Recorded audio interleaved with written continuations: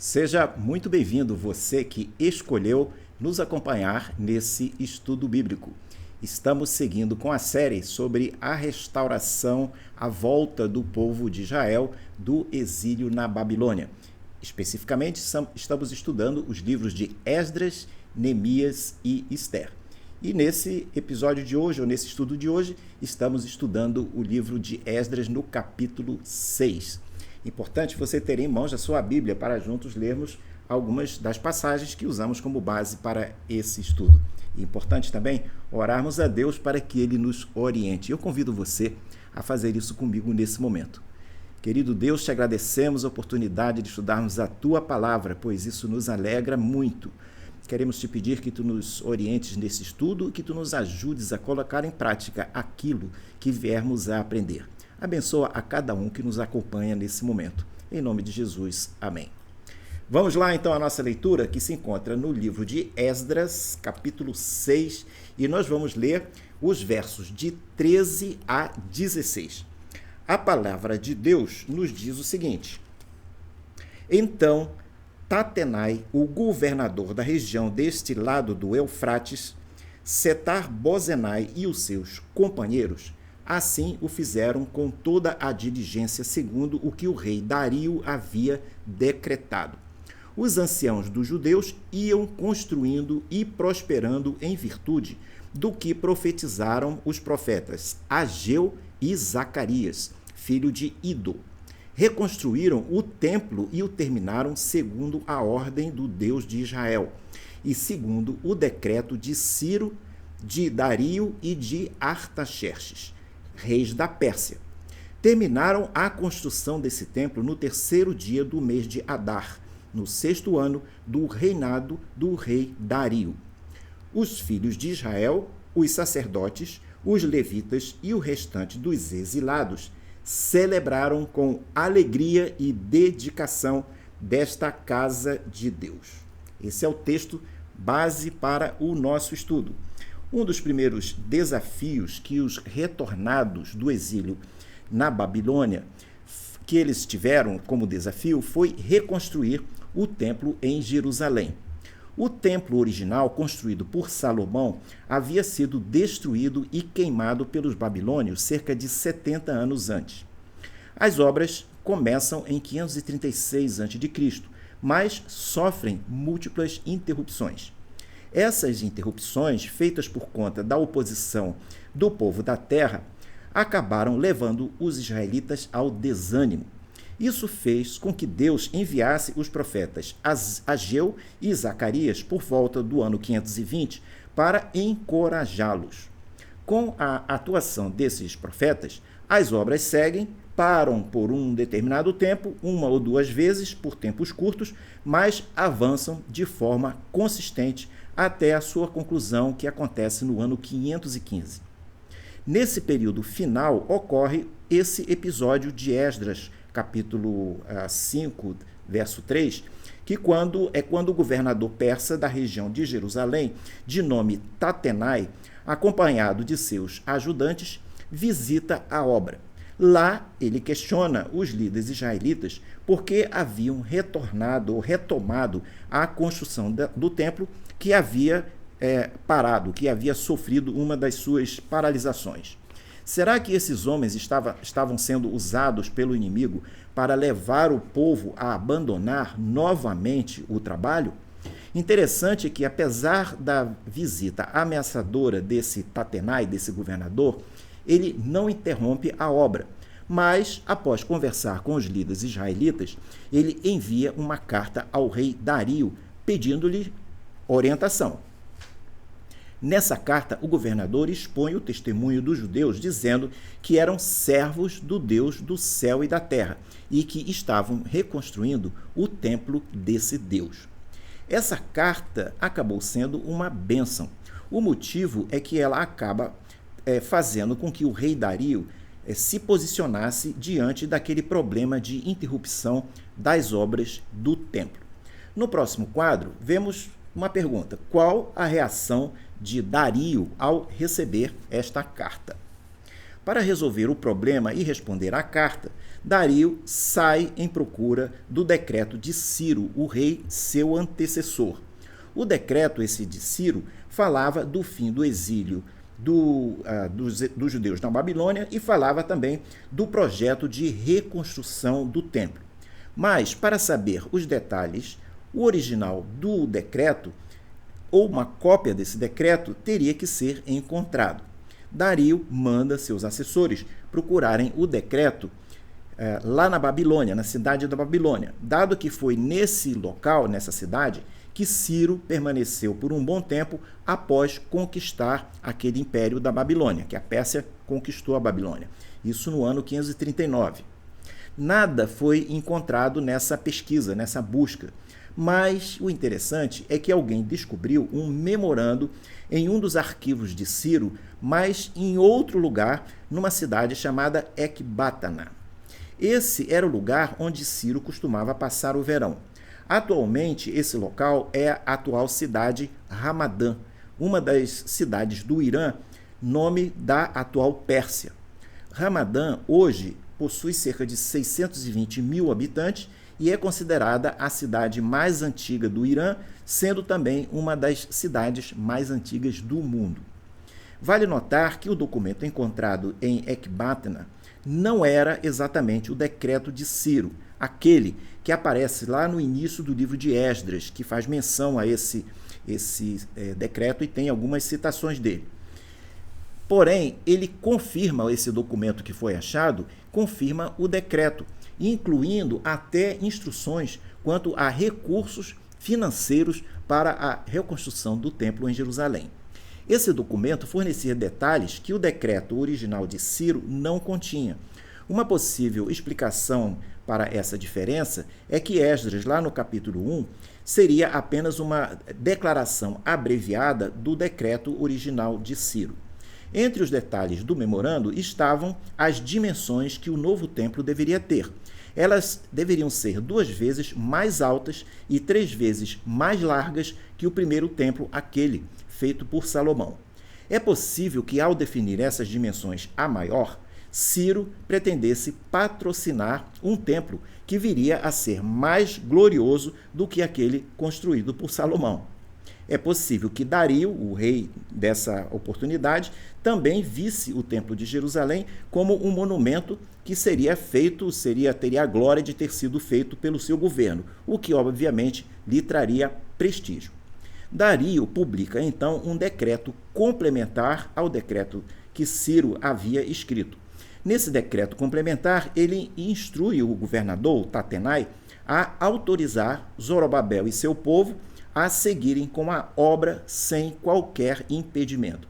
Especifica que o Tesouro Provincial pagaria pela obra, o restante da obra, e forneceria os itens necessários para os sacrifícios no templo.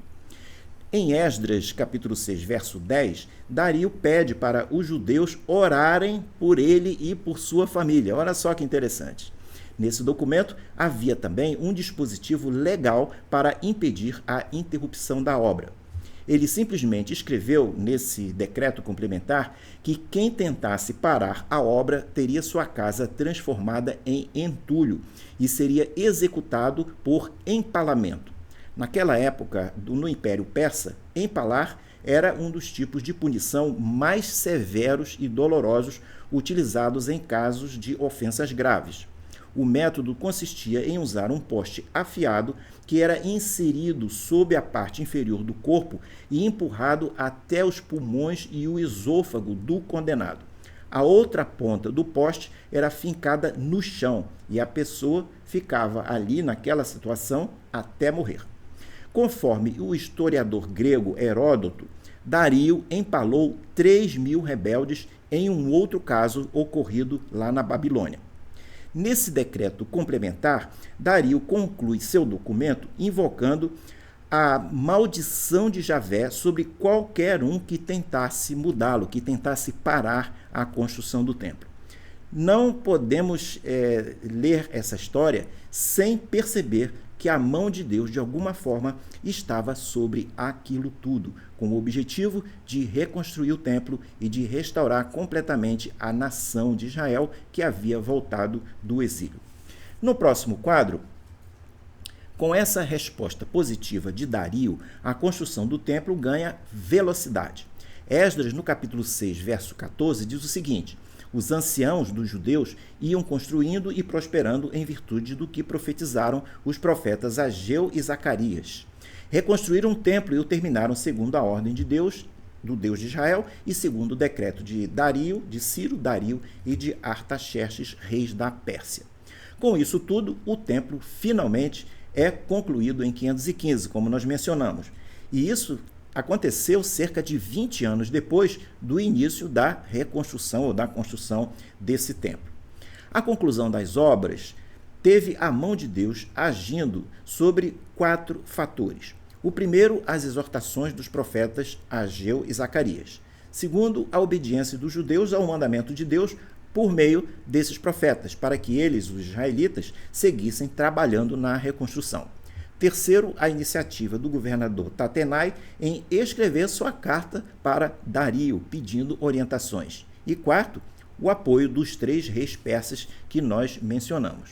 Interessante que a referência a Artaxerxes, um desses 3, não significa que ele tenha participado da construção do templo. Porém, ele foi o rei que, mais tarde, apoiou a reconstrução das muralhas de Jerusalém. Isso fez com que o templo se tornasse mais seguro. Ele também contribuiu com recursos para a manutenção dos cultos.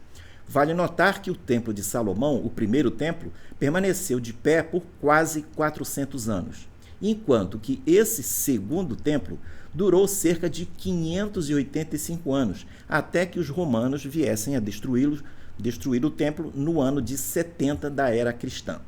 E é interessante fazer a conexão com Ageu, profeta Ageu, capítulo 2, verso 9, que havia profetizado o seguinte. Ele diz: a glória desse novo templo será maior do que a do primeiro, diz o Senhor dos Exércitos, e neste lugar darei a paz. Esse novo templo foi aquele que Jesus andou quando veio ao mundo na qualidade de Messias Salvador, cerca de 500 anos depois, para trazer paz aos corações. No próximo quadro, Esdras, capítulo 6, verso 16, nos informa que a dedicação do templo, a inauguração do templo, foi caracterizada pela alegria. O texto desse versículo nos diz: os filhos de Israel, os sacerdotes, os levitas e os restantes dos exilados celebraram com alegria a dedicação desta casa de Deus. Um ponto interessante nessa comemoração é que Esdras, nesse capítulo 6, verso 17, nos informa que os judeus ofereceram uma oferta que envolvia matar um bode para cada uma das 12 tribos de Israel. A referência ao número de tribos, sendo 12, mostra que os retornados não eram apenas as tribos de Judá e Benjamim, aquelas que haviam sido deportadas pelos babilônios, mas que havia componentes das demais tribos, das demais 10 tribos, as que haviam sido deportadas pelos assírios antes do cativeiro na Babilônia, quando da conquista do Reino do Norte, lá no ano 722 a.C. A mensagem aqui é que não havia ou não há nenhuma das tribos perdidas, como costuma-se ouvir de vez em quando. As 12 tribos estavam representadas naquele evento de reinauguração ou de inauguração do segundo templo. O povo ainda considerava a nação de Israel formada por suas 12 tribos. Os presentes reconheceram a unidade essencial dessas tribos. Isso varia tanto nas consequências do pecado quanto nas possibilidades de restauração e na renovada consagração ao serviço de Deus. A menção a Dario no verso 6 a 12, também como sendo o rei da Assíria, Dario, o rei da Síria, que aparece lá, é uma referência à Pérsia ter conquistado a Babilônia, que por sua vez havia conquistado a Assíria. Alguns estudiosos comentam que talvez o autor tivesse como objetivo despertar à memória que as políticas de tratamento dos povos conquistados e exilados, iniciada pelos assírios, havia sido totalmente modificada pelos persas. A política persa de permitir que os exilados voltassem foi fator relevante para a restauração de Israel como nação. Essa nação seria aquela através da qual o Messias Salvador viria ao mundo. Aliás, vale notar que a descendência da casa de Davi, de onde viria o Messias, estava claramente identificada entre esses retornados. Sesbazar e seu sobrinho Zorobabel, eles eram da casa de Davi. Naturalmente, os judeus da restauração se alegraram muito por aquele culto nacional feito a Javé. Se alegraram por ele poder continuar novamente, os cultos poderem continuar novamente a partir de então. Pode-se dizer que o registro da conclusão do templo, da construção do templo e da retomada do culto é o clímax dessa primeira parte do livro de Esdras, que vai do capítulo 1 ao capítulo 6. A celebração do final da construção do templo foi um evento repleto de alegria.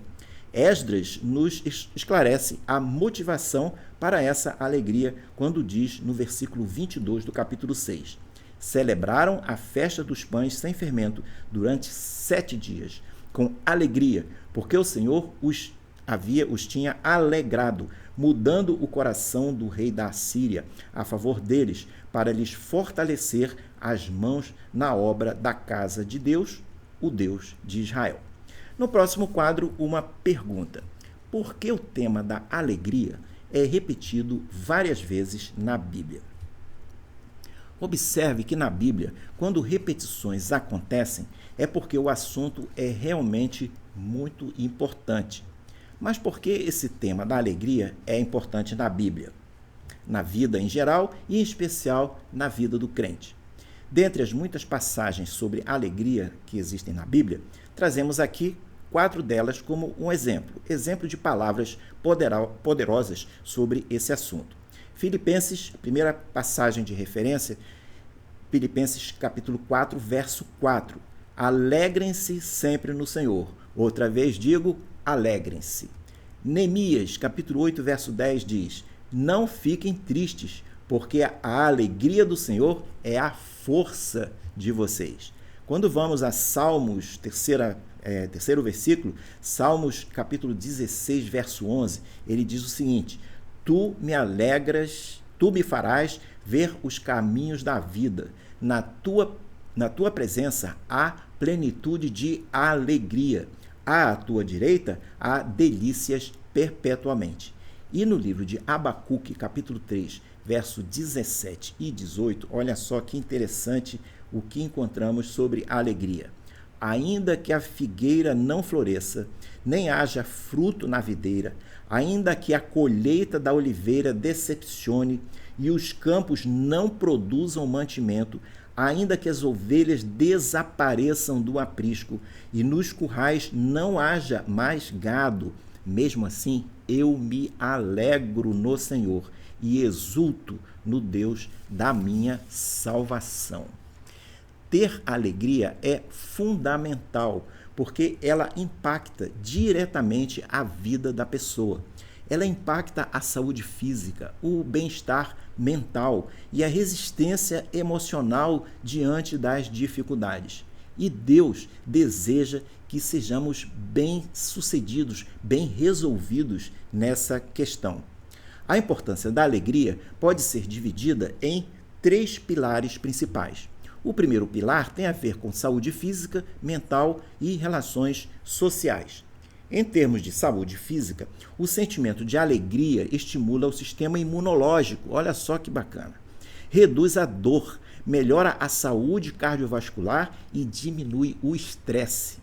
Já saúde mental proporciona uma visão mais positiva da vida, facilitando a identificação de oportunidades e aumentando a resiliência na vida. E em termos de relações sociais, pessoas alegres tendem a ser mais agradáveis socialmente, o que, obviamente, facilita a formação de amizades e fortalece os laços de confiança. Mas voltamos ao segundo pilar da importância da alegria. Ele é fonte de resiliência e motivação. A alegria é um tipo de combustível pessoal, pois ela impulsiona o ânimo. aumentando a produtividade e a capacidade de realizar tarefas desafiadoras. Na perspectiva bíblica, a alegria não depende das circunstâncias externas, mas da relação com Deus. É o que lemos lá no livro de Abacuque, que acabamos de ler. Ela serve à alegria como âncora que permite manter o bom ânimo, mesmo em tempos de tempestade e aflição. Terceiro pilar sobre esse assunto tem a ver com o significado espiritual e propósito. A alegria é considerada parte do fruto do Espírito, conforme nós encontramos em Gálatas, capítulo 5, verso 22 e 23. Quem está pleno do Espírito Santo de Deus é levado a ter alegria, independente de circunstâncias, pois essa alegria ela vem do Senhor.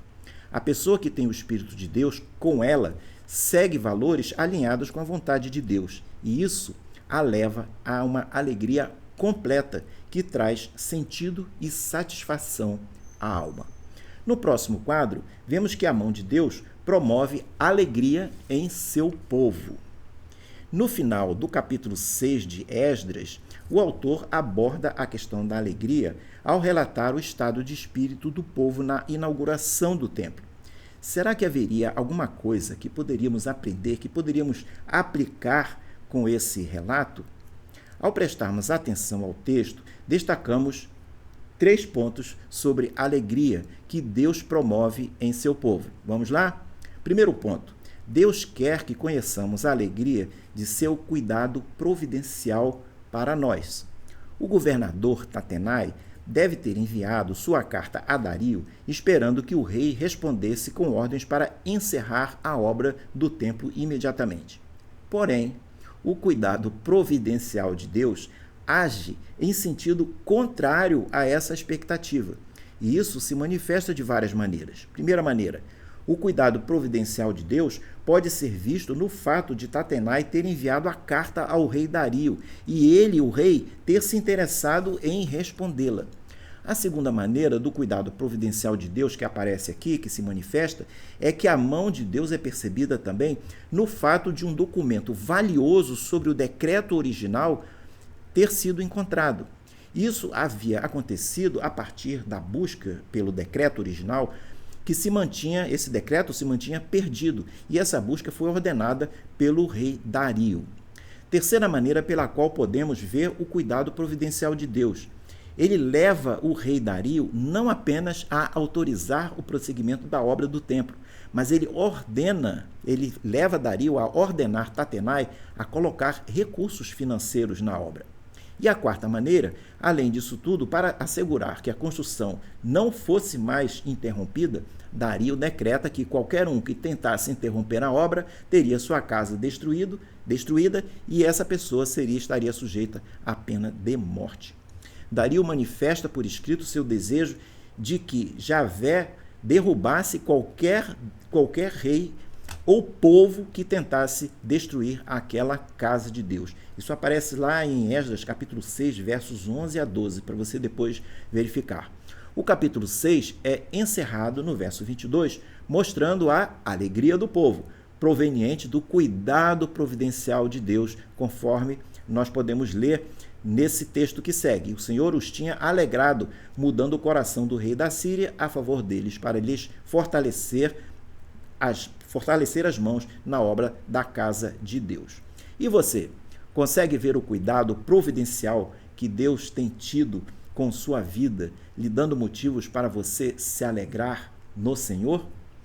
Segundo ponto, voltando àquela sequência de 3 pontos sobre a alegria que Deus promove em seu povo. Deus quer que conheçamos a alegria na disposição em servi-lo. Vimos que quando o templo físico é concluído, o povo se alegra com sua inauguração.